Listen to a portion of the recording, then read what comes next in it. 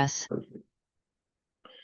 So everybody, appreciate you joining this afternoon. We're just going to give it a few minutes here so that people can roll in, and then we'll get started here.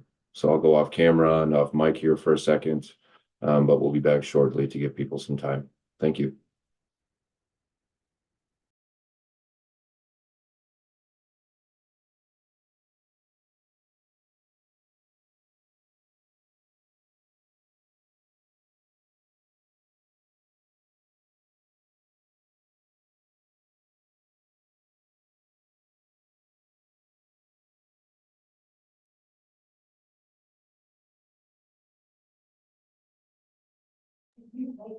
Johnny, so I'm just verifying that you can see my screen here.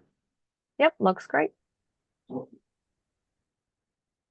So again, everybody, we're just going to give it a couple minutes here so that more attendees can roll in, and then we will get started.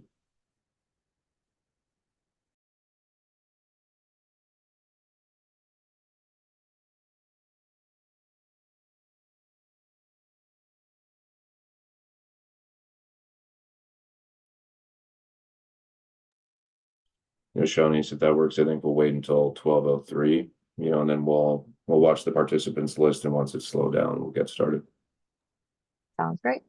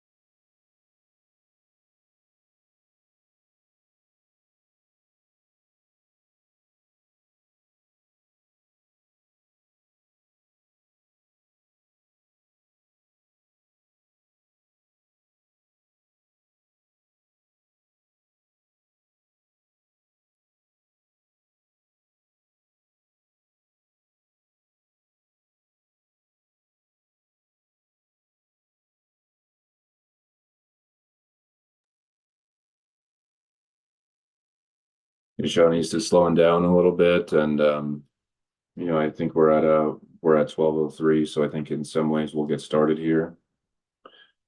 Welcome everybody to our town hall that's been communicated to registrants through our listservs on Friday, and a couple weeks before that on May 24th. I think we're going to get started here, and just to kind of give you a little bit of the rundown, I will have, a handful of brief slides to go over with everybody. I'll also discuss a little bit about just the town hall process. And then from there, we'll get started with the comment period. Thank you everybody who sent us their interest in participating in the comment period. Shawnee's does have a list. And I think from there, we'll get started here. So just a little bit about what we'll cover. As I mentioned, we'll just talk briefly about the public comment process. We'll talk about HHS's rulemaking authority as delegated by HF 2605. A few of the key rules for registrants, provide further clarity, again, on the key dates for rulemaking so that those willing to participate in that can do it. And then again, we'll jump right into the public comment process. So just as a reminder, on June 7th, we sent the communication that asked those willing to participate to reach out to us. We do have a list of those participants, and I did confirm with you if you were on that list. So again, priority is going to be given to the order in which they were received. So again, if you are, and I did ask, that your screen name be easily identifiable for Shawnee's, just since we do have quite a few participants. So please let her know if you are one of those people and have your name clearly identified. And again, we do want to be respectful of everybody's time, don't necessarily want to have gaps. So if you aren't easily identified or we can't find you, we'll move on to the next commenter. But again, we'll happy to, if you can send Shawnee a quick note as the host, she can find you and we'll come back to you. I'll keep track of the time. It will just be 2 minutes to speak, and really right now is not the time for back and forth or comment from HHS. There will be opportunities for that during the public hearings, which have been disclosed. And again, I will cover later in the presentation. And then after 2 minutes, unless you were to yield your time, we will remove you as a panelist and we will move on to the next public commenter. Okay, so just a brief slide on the rulemaking authority delegated to HHS by HF 2605. The one area is packaging and labeling that was delegated to HHS, and I believe everybody did receive, not only the FAQ, but the draft rules that we prepared to implement this bill, but also a red tape review. Another area that was delegated to us is the prohibition on synthetic products. So again, not necessarily delegated to us, in some ways, but again, rules that we had to write for that. And then also the warning label that is required with all products now.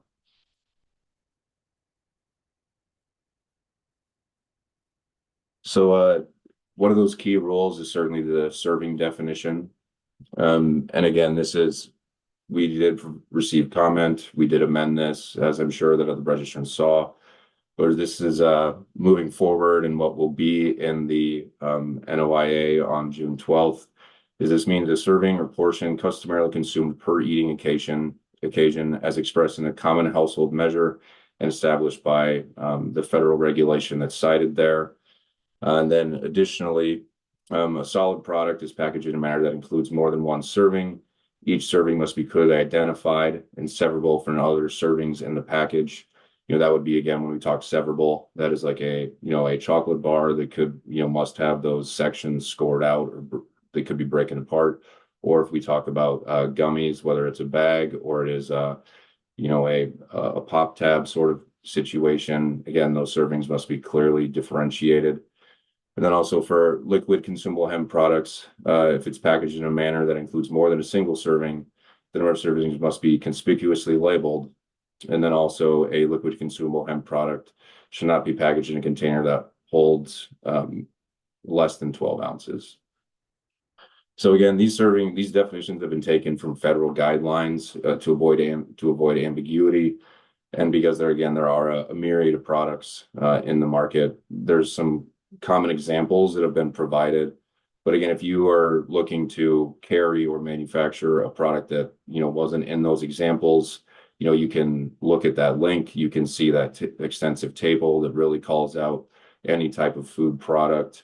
And then again, any individual serving cannot exceed more than 4 milligrams of total THC.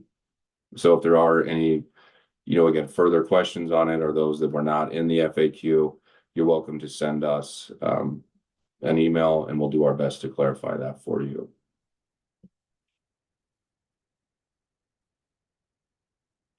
So again, for synthetic consumable hemp products, this is those containing synthetic or semi-synthetic cannabinoids. This refers to the class of cannabinoids created through a chemical process and are structurally similar to natural occurring cannabinoids, or those that occur in very small amounts naturally. Examples of these include Delta 8, Delta 10, HHC, THCP, and THCO.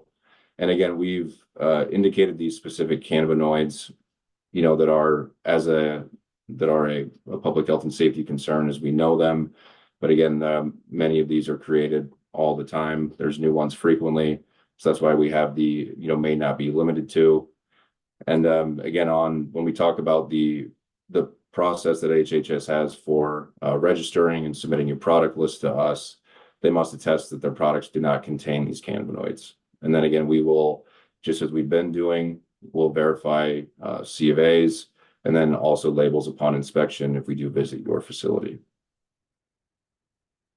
So another key rule for registrants is the container definition. This has also been amended since the initial May 24th release that, again, were draft rules. And the container means the object which holds one or more servings of a consumable hemp product. So containers may be discrete and contain one or more servings, or individual servings packaged together. And that will certainly, depend on the product. But again, in the aggregate, that container cannot exceed 10 milligrams of total THC. We did provide some common examples, of containers and how that would fit within this. But again, if you have a type of product that you would like some clarity on, you could reach out to us and we will do our best to accommodate that. So an additional one is in regards to our packaging labeling authority, is a declaration of the net quality of contents, indicating the number of servings and total THC per serving and per container, in compliance with these rules. So again, whether it is a single serving or contains multiple, both of those must be clearly identified, and that will be also a change that registrants will see in the registration process. You're currently familiar with seeing total cannabinoids per serving and total cannabinoids per container.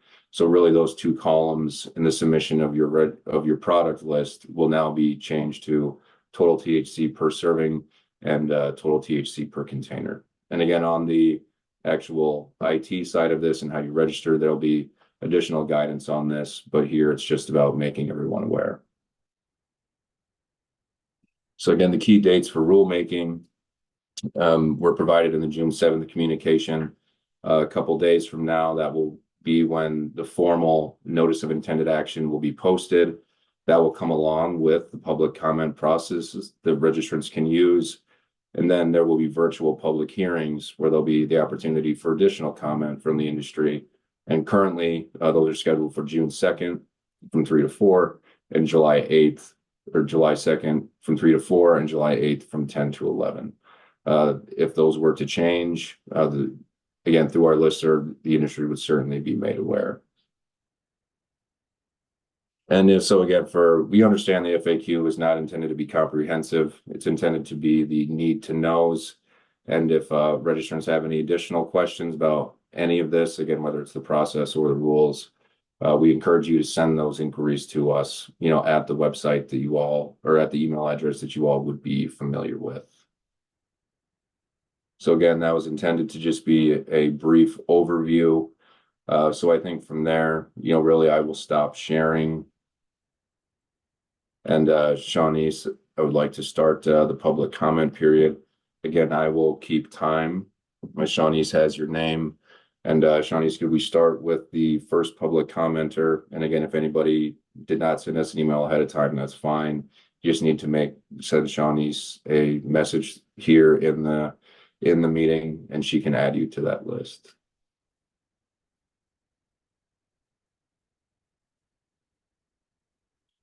Hello, David. Can you hear us?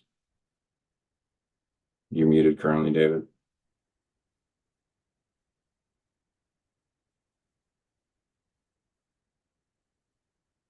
David, do we have you?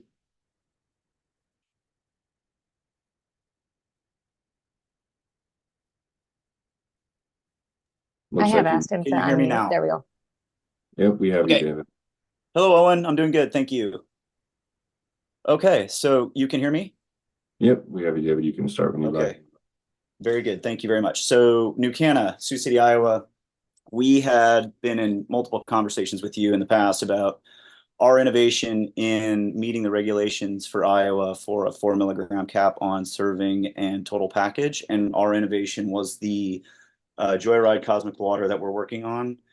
We had moved forward with that product because we knew that I think we had a pathway there. I think your comment to me was that, basically this was kind of to eliminate some of those really high milligram dosages per piece, which we totally understand. We saw that coming.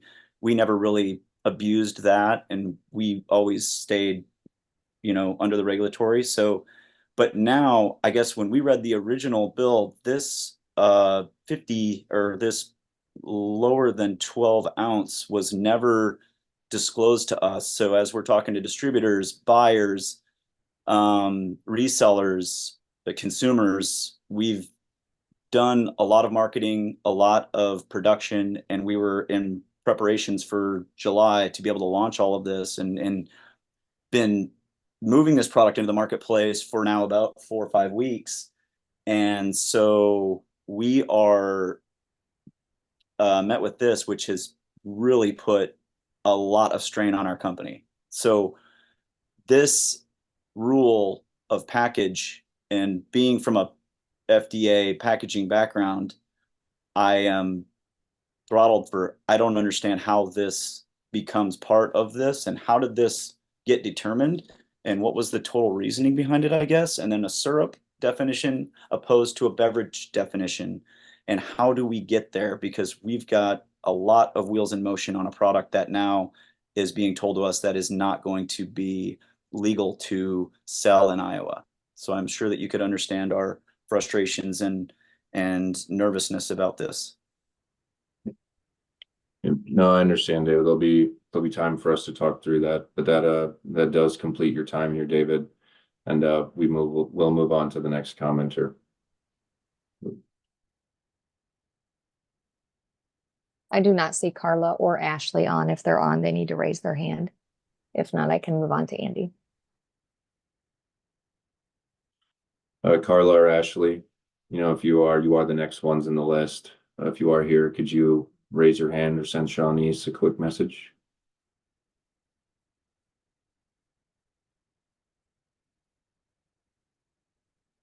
And if not, Shawnee's, we can move on to Andy initially and let him go, and then we can give Carla and Ashley an opportunity to let you know. Andy, do we have you?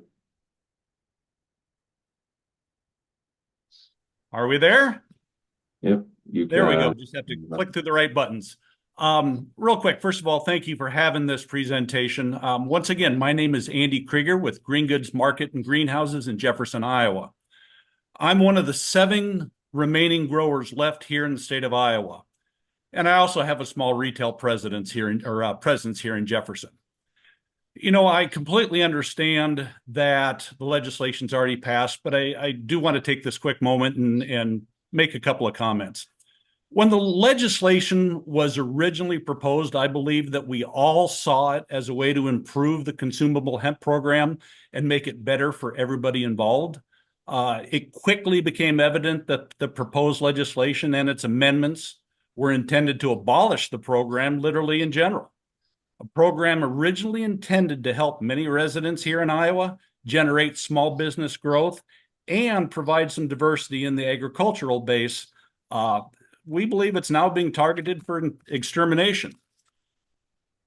I believe that the majority of the legislatures who voted for this, and even the governor who signed it, had good intentions because there were some positive improvements written into the program from the new legislation. Now, after reading the draft rules proposed by the Department of Health and Human Services, it's clear to me that by implementing the proposed definition of serving and the proposed definition of container, as well as the arbitrary wording in the warning label, the intent is simply to eliminate these products from our state. We've got 21 days left to get this right. The residents of Iowa deserve that we do. The small business owners and farmers of Iowa deserve it as well. Thank you for your time and your consideration. Thank you, Andy. Shawnee's, if Andy's going to yield the rest of his time, we can move on. Were Ashley or Carla able to be identified? I have not got notice from either one of them, so we'll move on to Earl.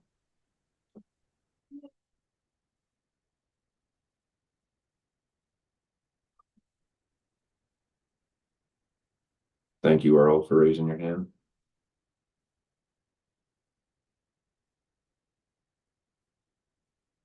Do you have Earl? me? Yep, we have you, Earl. You can begin when you like. All right, thank you. The fact that we are talking about the fact that we are taking out synthetics out of the market because they're dangerous is good for the industry moving forward. But the product they offer us on the medical side is hemp derived and is no less of a synthetic. In the beginning, Nucera Pharmaceutical was a third leg for the cannabidol program, using accepted pharmaceutical formulation techniques to reliably produce identifiable and replicable dosage for human consumption. And they expect the public not to mirror this program as we move forward in the industry. Iowa's medical cannabinol program was hemp derived and obviously synthesized because it refers to as a chemical from the cannabinol board members. Iowa's manufacturers are partnered with white labeling companies, creating consumable hemp products, recreational marijuana, and medical products for companies across the U.S. The Hemp Act was not made for farmers nor a cottage law, as it's definitely excluded hemp from cottage law. But you're asking us to control it and a product's cannabinoid level below levels that are almost impossible to naturally get and hold values. As a manufacturer, I have to go below 0.04 to achieve a product for Iowa's new rule. 0.04 is far out of range from 0.3 and impossible to get them approved at 4 milligrams per serving in HF 2605 for us. There needs to be a negligent violation in place for manufacturers and retailers, since we are now dealing with a natural occurring cannabinoid that aren't laboratory synthesized replicas to hold those values. Cannabinoids change as they progress. They'll heat, sitting around will progress a cannabinoid level. Natural THC allowances for cultivation and manufacturing should be increased for these products to achieve that 0.4 milligram, 4 milligrams per serving in the future, moving forward into Schedule 3. Also, I'd like to see a home cultivation for patients if possible, even for Iowans if possible. This would also eliminate the worries about synthetically produced products or getting a hold of synthetically produced products for people that are in need of them. So, but that's all I've got. Thank you, Earl. Thank you. Shawnice, were you able to identify Ashley or Carla, or have there been any other participants looking to join? I haven't located Carla, but Ashley has asked that she be removed from the list. She does not want to speak today. I have 2 more people that have been added to the list. Okay. Kyle is next. Okay.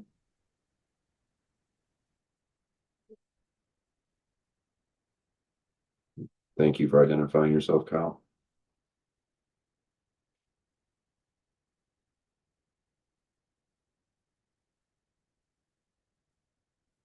Kyle, do we have you? You're muted currently. Do you have me now? Yep, you can begin when you'd like, Kyle. Thank you. Yeah, I'm Kyle Ducey. I'm out of Cedar Falls. I currently oversee United NextGen. We're a consumable hemp distributor based out of Waterloo. We're servicing the entire state. We're a sister company of United Beverage, which is the Miller Coors and Molson beer distributor here in the Northeast 24 counties. I just wanted to note that currently under attack is 1,088 registered retailers, 134 registered manufacturers, for a total of 1,222 registrants to the Iowa Consumable Hemp Registration Program. Active registrants alone make up for $580,450 in registration fees, pure revenue to the state of Iowa. Through personal experience and knowledge of the market, there are far more registrants that are simply not currently active, not to mention those that are holding off registering due to this unfortunate bill that's intended to cannibalize this exciting opportunity in industry. With the unfortunate 4 milligram per serving decision, I believe beverage and edible products could remain an option for consumers currently benefiting from them. A few informed suggestions. Beverage products and edible products be moved or separated to different categories and classifications. Beverages, a 12-ounce can, leave it up for labeling to be appropriately marked for up to 4 servings. Currently, products are detailed with what is contained within, readily available for each individual interested to view on the can in their hand.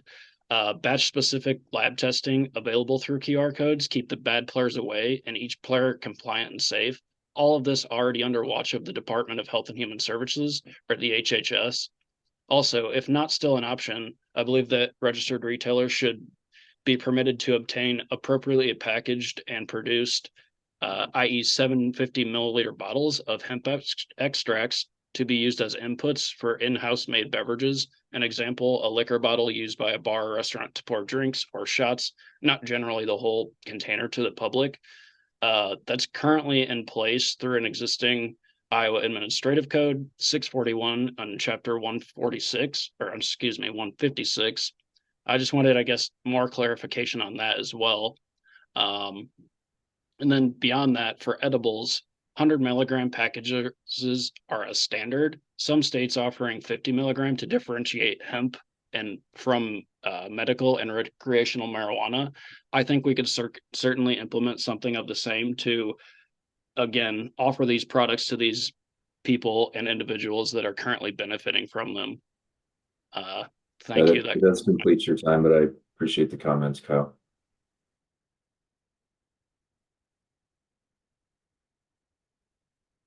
Shawnee's is We have Steve next, and and he's the Ashley. last one. Okay.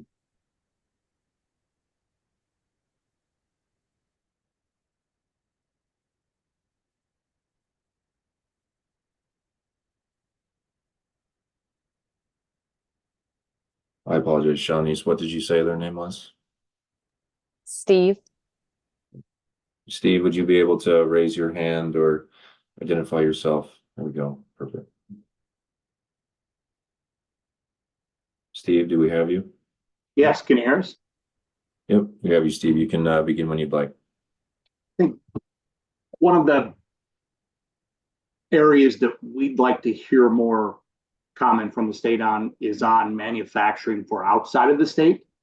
Our interpretation of the rules that you've written would prohibit it or make it illegal for me to create a product that has a larger potency than what is defined as an Iowa serving size or milligrams per serving. Right now, we've got contracts for out-of-state production that will cost us money and the state tax revenue that is going to go to Minnesota or other states who can manufacture for other states in the country. We've not heard anything about that in any of the rules that you put up, and would love to see some more time spent on that, and at the very least learn why we would prohibit state by state commerce and growing the manufacturing opportunities here in Iowa in this category. Thank you, Steve. You still have some time, Steve. Is there anything else you want to say, or do you yield your time? I yield my time.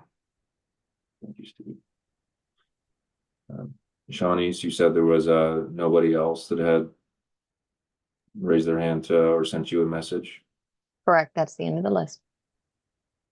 Everybody, I certainly understand, and this is move quickly. We did want to give you, this initial opportunity to, give some feedback to us, and again, more of the back and forth will be throughout the rulemaking process. But just did want to, with the participants we have, if anybody would have anything they would like to say or for us to document, please send a note to Shawnee's. Otherwise, really that was all that we wanted to intro to you today, and again, give you the platform. But we will realistically cut it short. We wanted to provide the full hour for the number of commenters, but we will, like I said, we'll cut it short if nobody else would like to speak. Shawnee's, it looks like. Yep, looks like Rachel raised her hand. I'll promote her.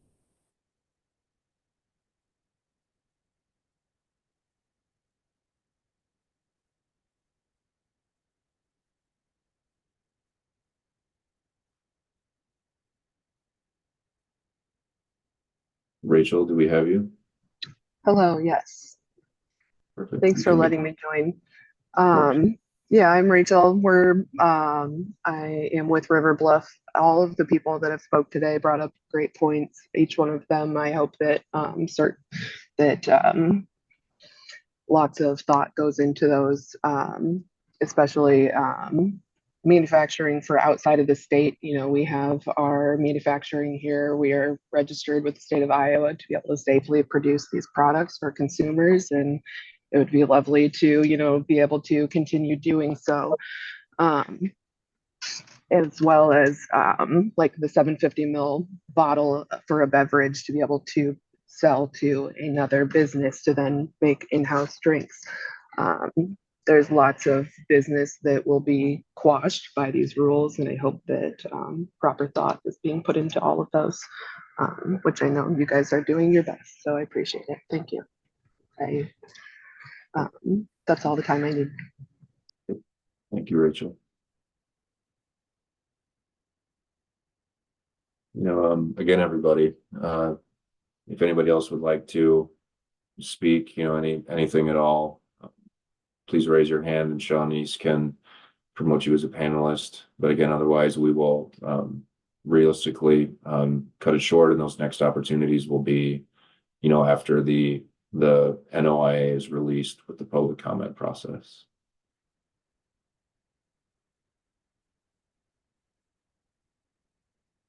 I believe seeing none, I think that is everybody where we will we'll probably end it for the day. And again, appreciate your participation and being able to join today on shorter notice. And again, similar that we've been communicating when we have information, we will send out the NOIA to registrants on the 12th once it is published. And again, thank you all for your participation, and we'll be talking with you soon. If there's any questions or people wanted to formally document those, again, please use the email address that you would all be familiar with as registrants, and we'll do our best to include those as these move. Appreciate it, everybody. Thank you.